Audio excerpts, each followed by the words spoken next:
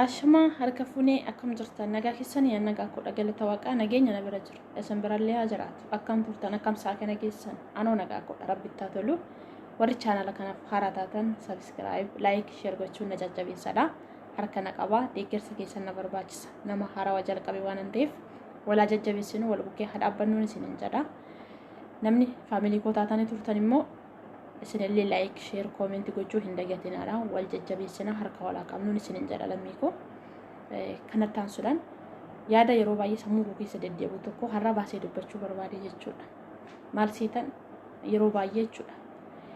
ofii koo bakka sanatti yaada nama jechuu deemu kana keessatti ani tokkoffaa kan ta'ettan beekaa jechuudha maaliif yeroo baay'ee osoo dandeettii dubbachuu dandeettii waa dalaguu dandeettii waa tokko hojjechuu dandeenyu keessi keenya fedhii qabu ilaalchi nuti ofiif qabnu ilaalcha baay'ee gadi bu'aa ta'e tokko jechuudha. Maaliif waanuma dandeenyu kana hin dandeenyu jenna ilaalchi nuti ofiif kenninu ilaalcha baay'ee gadi aanaa ta'e tokko ofii kennina jechuudha. Sababi isaas keessattuu ijoollee shamarranii jechuudha.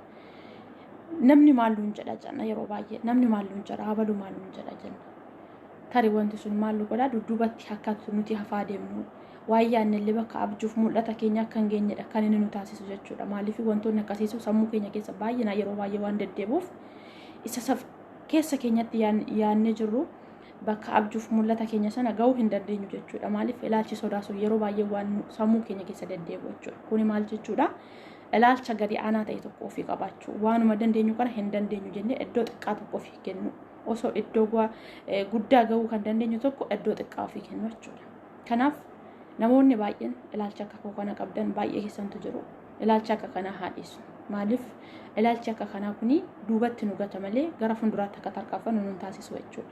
amma nama kamiitiyyuu dubbachuu hin dandeenye amma nama kamiitiyyuu hojjennee bakka abjuuf mul'ata keenya sana ga'uu hin dandeenya jechuudha baay'inni keenya mee gaafa biyyarraa gara biyya namaa kana dhufnu garaan tokko deeminu hin jedha garaan tokko immoo osoo nafee kan jedhu hin jira ani garuu akkas jechaataan dhufe maaliif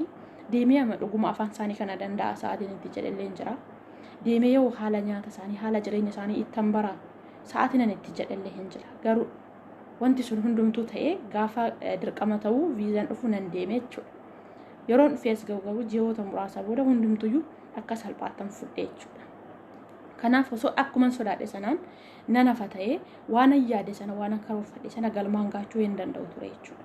kanaaf ilaalcha akka kana warri qabdan ilaalcha akka kana haadhisnu walaa jajjabeessinu harka walaa qabnu isinin jedha keessattuu yaada wal jijjiiruun baay'ee tokko faayidaa guddaa qaba hiriyoota keessan hiriyoota isinitti dhiyaatan yaada wal jijjiirtan yoo waliin mari'attan ilaalcha inni qabu ati qabaachuu dhiisuu dandeecha kan inni qabu sun namni sun qabu sana immoo kan ati qabdu sana immoo namni sun immoo qabaachuu dhiisuu danda'a jechuudha kanaaf ilaalchi keessa sun tokko faayidaa qabaachuu danda'a akka sanatti yaada keessa wal jijjiirtaniitiyyuu waliin tarkaanfachuun baay'ee barbaachisaadha si iddoo guddaanis nama ga'a jedheen abdii qabaani maaliif namni kophaa miti nama waliin kan bareedu nama waliin bakka kamiyyuu harka wal qabeetiyyuu kan wal guddisuu danda'u jechuudha kanaafuu ilaalcha akka kana namni qabdan baasnee haa gannu walaa jajjabeessinu harka walaa qabnuun isiniin jedha maaliif namni kamiyyuu gaafa dhalatu hundumti isaayyuu wallaaladha gaafa dachee kanattas hundi keenyayyuu wallaaladha baratanii ofirraa hafanii kan nama gargaaruu danda'an jechuudha nutilleen sodaa keessa keenya jiru kana baasnee gannee gara hojiitti yoo jijjiirree ofirraa hafnee namoota akka keenya amma nuti iddoo jiru kana jiranillee booddeetti kan gargaaruu dandeenyu ta'a jechuudha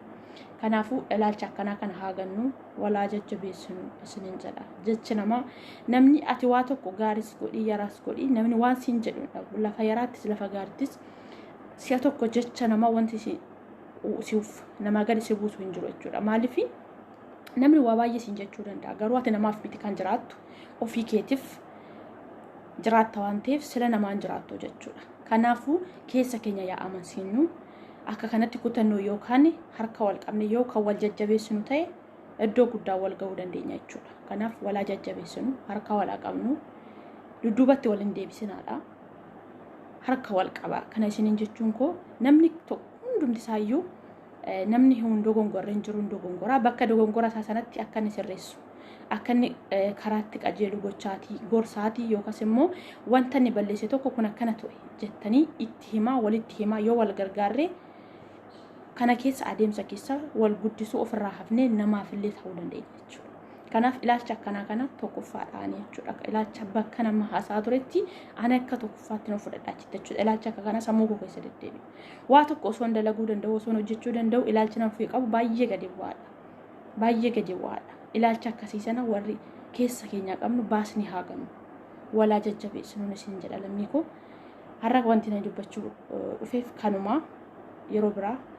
wantoota biraatiin hanga walitti deemnutti nagaan naaf turaadha turtii gaariin isinin jedha subscribe like share comment gochuu hin dagatinaadha walaa jajjabeessinu isinin jedha turtii gaarii